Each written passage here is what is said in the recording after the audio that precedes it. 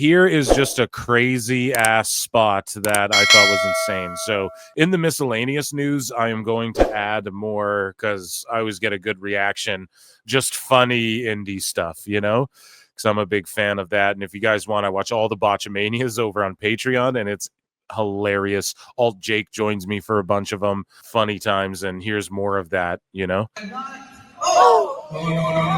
Look at this. Now, I'll never bring anything gruesome or anything like that, so don't worry, okay? Like, I'm never gonna sick you guys. Real sickos.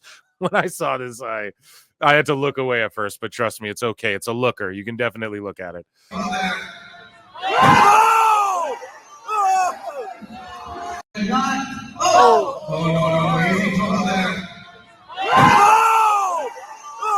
Like, come on, man.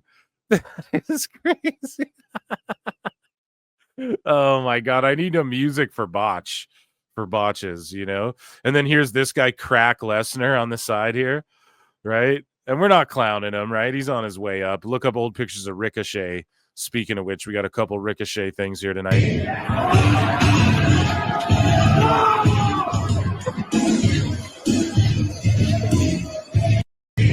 So he comes out to Brock's music, doing Brock's shit, and then the belt just falls. So we have an actual story here, and if you listen to the last podcast I did, PWT podcast, I believe 85 with Chris Connor, we talked about Matt Riddle and why he's like feared and what's going on with him and TNA and how he is going through certain things, whatever. And Chris Connor was like, he's just an idiot overall. And then all of a sudden today, this story drops at Ringside News. I saw this on Instagram.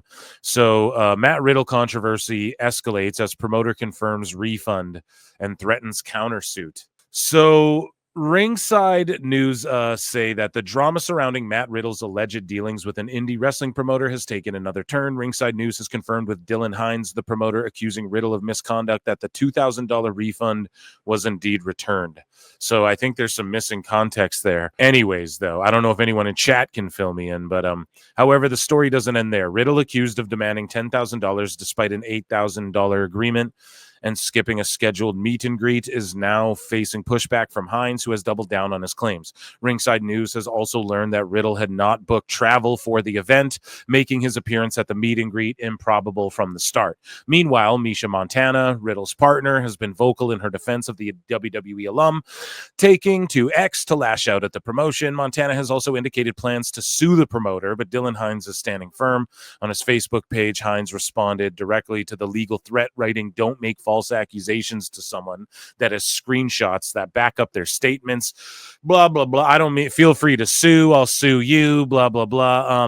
Listen, I don't know. As far as someone said, there was a deposit refunded. No, a refund was returned. So I don't know. I don't get why anyone's upset. Maybe I'm too tired for too much turkey for this. I don't gobble gobble.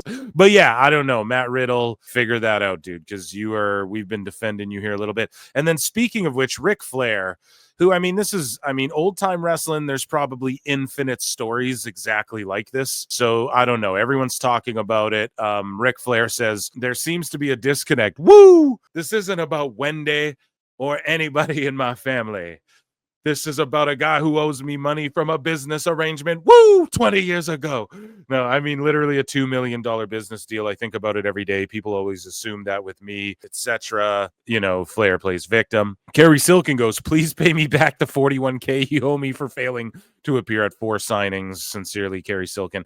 And here's the thing. I bet if you follow the money trail in wrestling, you have infinite people who owe infinite people money if you follow the train, you know? But it's just funny that out of nowhere, he just whips this out in response.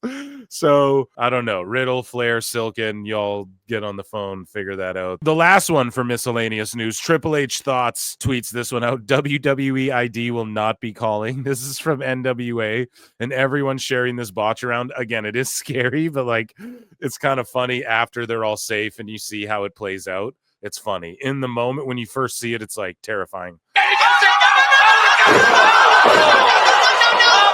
It's funny how no, I don't mean to laugh. Like, this was terrifying, right? First time I saw it, again, look away. Oh my God.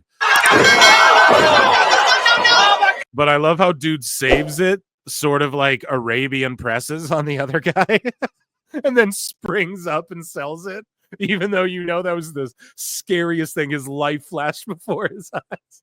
But he still thinks to like sell the face plan or whatever. It's wrestling's so funny, man. It's the most amazing show on earth. You know, I truly believe that. That's why I do this.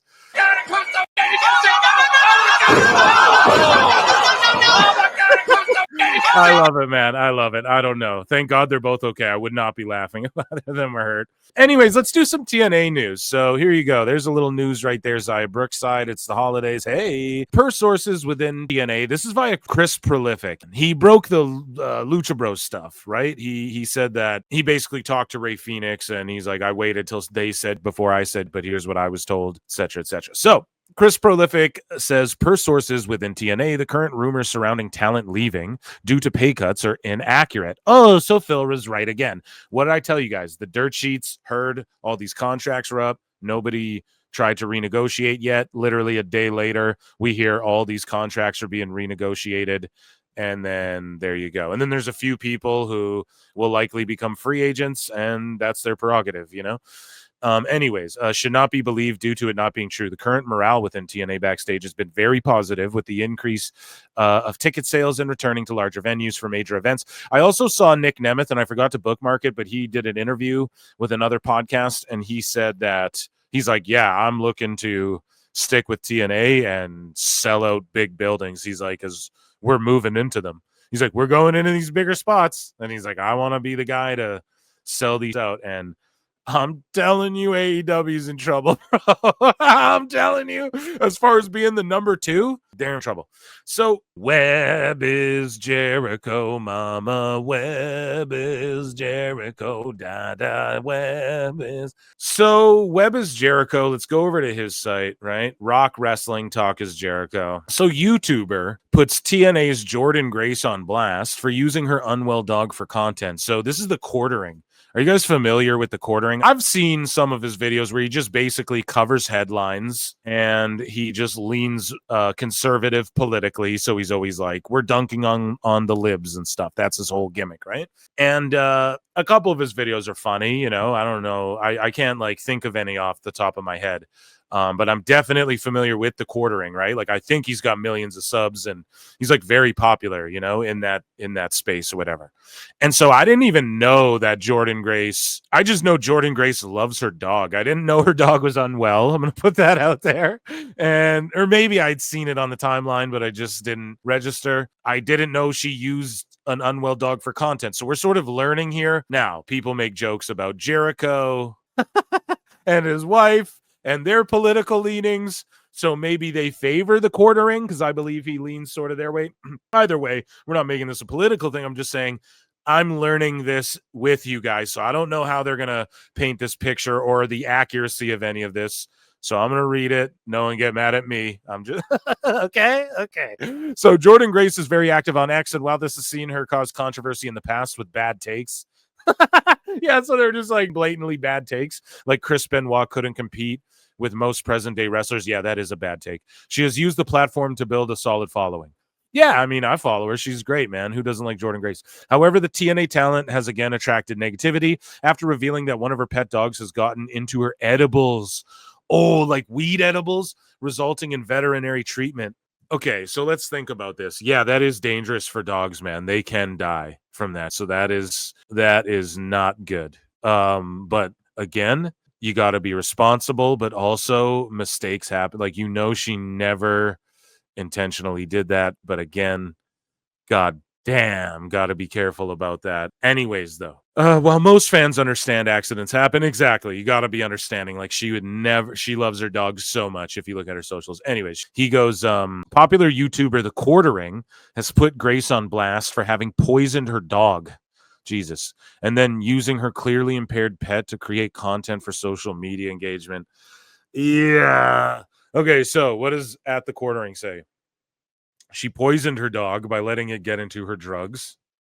Right, no. Okay.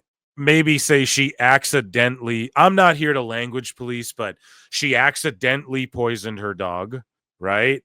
Okay, like, come on, it's not like she meant to do this by letting it get into her drugs. And the first thought was, LOL, let me film it and upload it to the internet. Okay, now I will agree, Pete, with like the sentiment of people overshare on the internet, you know? Some things should be private, but let's say her dog passed away and then she updates her followers after.